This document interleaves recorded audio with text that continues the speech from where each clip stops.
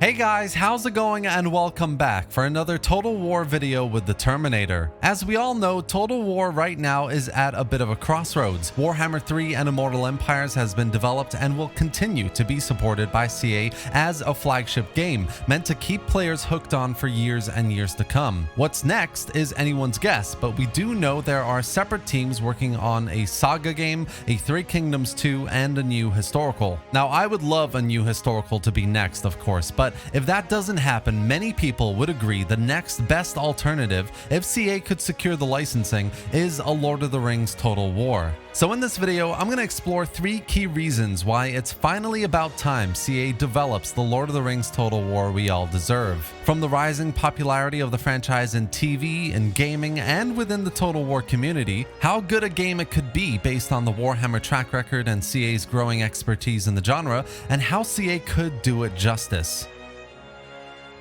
Now, you've all thought about it, and I'll say it again here. With Amazon chucking over $1 billion at the TV show Rings of Power, and knowing the tens of thousands, millions of people tuning in to watch each episode, there is no doubt, in my mind at least, there is a huge growing popularity around Lord of the Rings right now. It's definitely one of the most popular franchises in the world right now, and especially with the success of this and other shows like it, the growth will only continue into the future. There have also been tons of popular games made around the movies and the books. For me, the games for the Fellowship of the Ring, the Two Towers, and of course the Return of the King are some of my fondest memories playing on my old PlayStation 2. Playing Battle for Middle-earth as a teenager was some of the most fun I'd ever had on my PC, and the RPG action games Shadow of Mordor and Shadow of War were really great depictions and storytelling games set in this magical world. Another aspect of this is growing popularity of the franchise within the Total War community, and the proof of that is in the near dozens of mods that have been and are currently in development for Total War games. From the Third Age, Divide and Conquer, or Fourth Age mods for Medieval 2,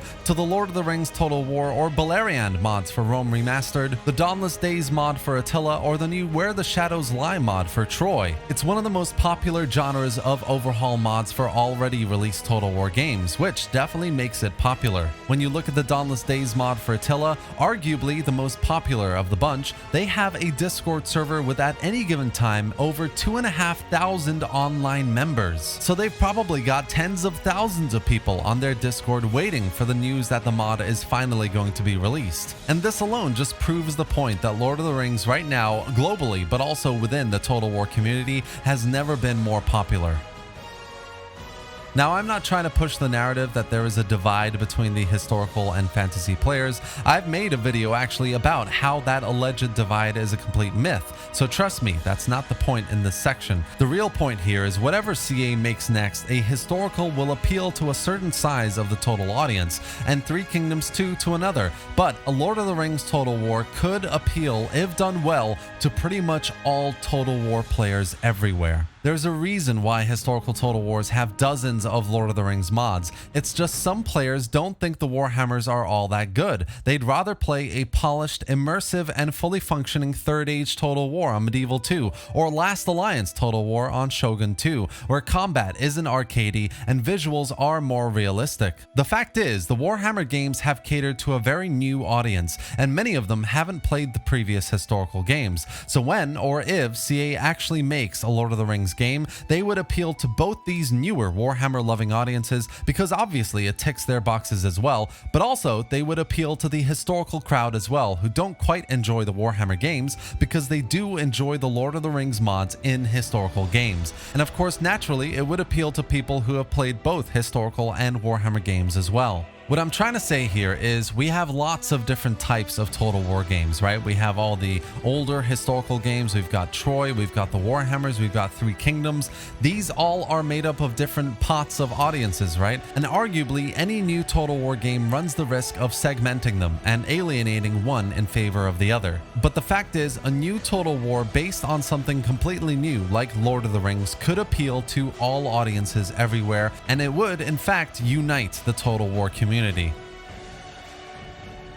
The final reason why now is the perfect time for a Lord of the Rings Total War is CA have what it takes, and there's specifically a few points I want to make here in this section. First, CA are rolling in the money. Troy, Three Kingdoms, the Warhammer games, they have all made CA an incredible amount of money and have been far more successful than anyone thought possible. Yes, CA pulled the plug on 3K. Yes, Troy was sold to Epic more than anything. And yes, Warhammer 3 isn't doing so hot right now. But the fact is, CA could potentially have the resources to buy the Lord of the Rings IP and develop a game based on it. CA can also be trusted to make the game. And what I mean by this is the Tolkien family are quite cautious, I suppose, when it comes to letting people use the content of their books to create new movies, shows, games, etc. I mean, rumors have it that Amazon pitched dozens and dozens of ideas before they agreed on Rings of Power, and even then, tons of content isn't allowed to be used for that show. But CA already have a track record of working with a company like Games Workshop on the Warhammer IP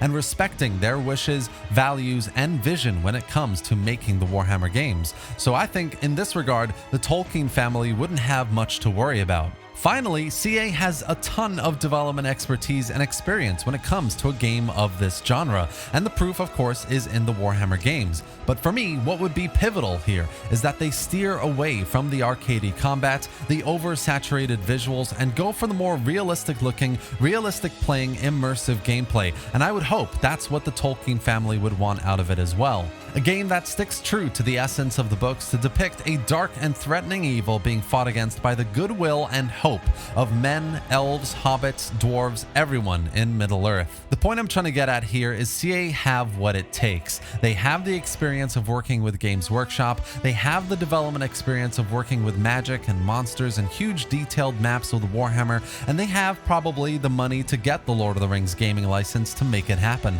And for me anyway, I think CA, with all that in mind, would have to do it justice for the sake of honoring the Tolkien family and the story of the Lord of the Rings. Overall, now is absolutely the time for a Middle-earth Total War, where Total War players everywhere can unite to play arguably a game we've all dreamt of, a game that CA has the expertise, the resources, the experiences to do justice, and a game that has massive appeal across the globe. I'd really like a historical to be next, don't get me wrong, specifically Medieval 3 or Empire 2, please, but failing that, Lord of the Rings would be the next best thing for me.